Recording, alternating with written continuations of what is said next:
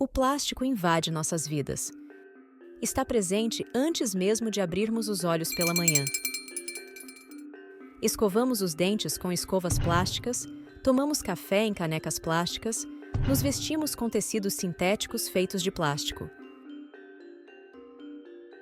Infiltrou-se em cada cômodo de nossas casas e em grande parte dos objetos que usamos cotidianamente. Mas nem sempre foi assim.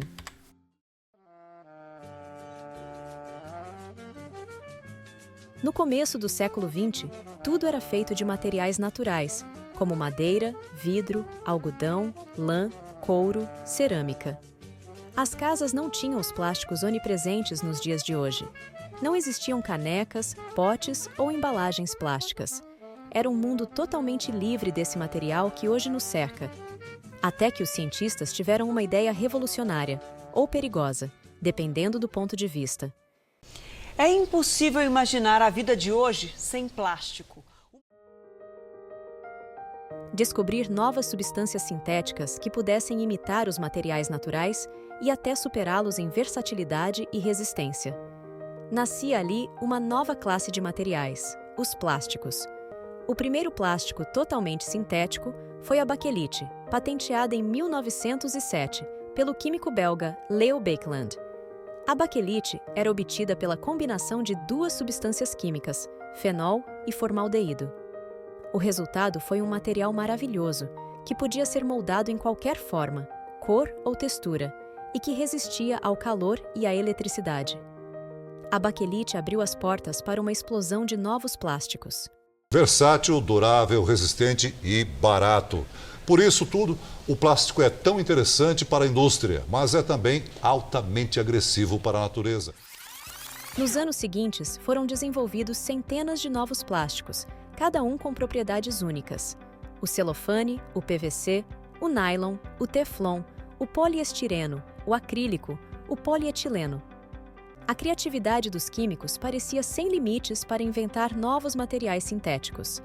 Na década de 50, a produção em massa do plástico finalmente decolou.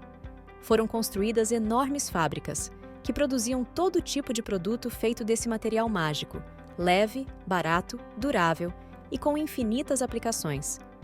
Em poucas décadas, o plástico substituiu materiais tradicionais em praticamente todos os setores.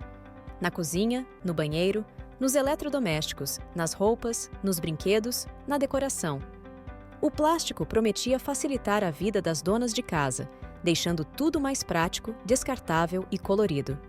Na medicina, o plástico possibilitou grandes avanços em próteses, equipamentos de diagnóstico, kits cirúrgicos.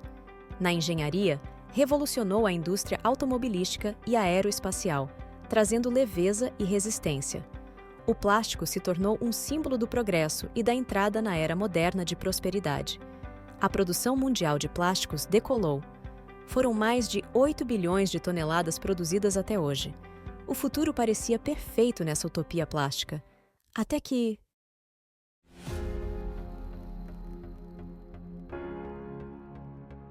No final da década de 60, começaram a surgir os primeiros sinais dos impactos ambientais causados pelo plástico.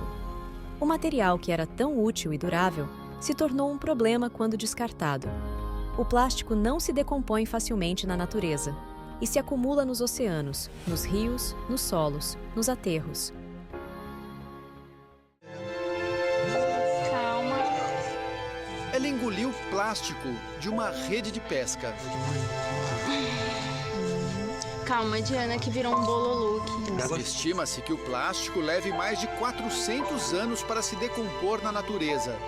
No estômago da tartaruga, bloqueia o sistema digestivo e pode levar à morte em poucos dias. Por isso o esforço dos biólogos para retirar o objeto. Puxa pra cima, Bruno. O plástico mata milhões de animais por ano, que se enroscam ou engolem o material. O plástico contamina a água, o ar e o solo, e pode afetar a saúde humana. Diante desse cenário, muitas pessoas e organizações se mobilizaram para combater a poluição plástica. Foram criadas leis, campanhas, projetos e soluções para reduzir o consumo, o desperdício e o impacto do plástico no planeta.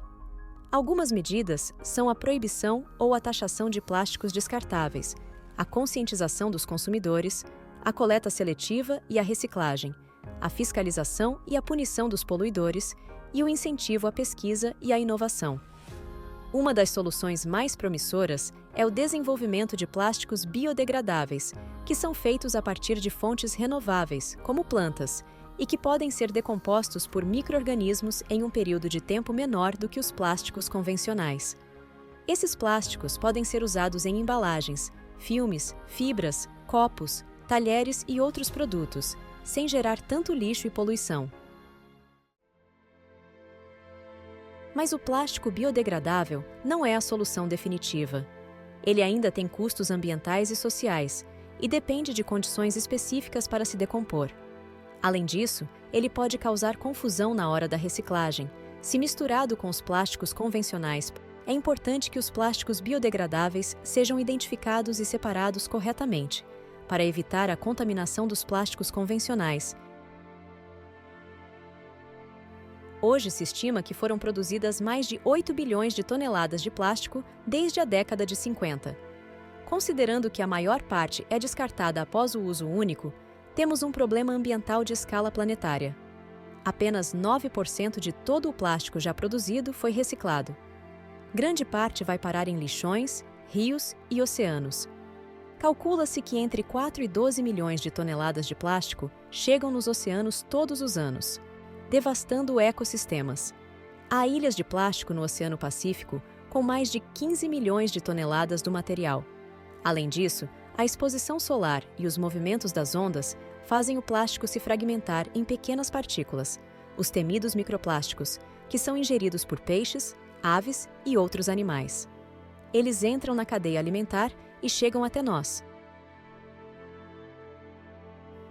Estima-se que uma pessoa ingere até 5 gramas de plástico por semana, o equivalente a um cartão de crédito. Os impactos dos plásticos afetam desproporcionalmente as comunidades mais pobres.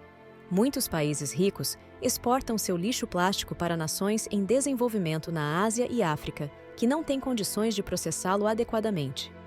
O lixo se acumula em terrenos, rios e mares, prejudicando a saúde e o sustento de populações vulneráveis. O plástico é um material que mudou a história da humanidade, mas que também trouxe consequências graves para o planeta. É preciso repensar o nosso modo de vida e buscar alternativas mais sustentáveis e circulares para o uso dos recursos naturais.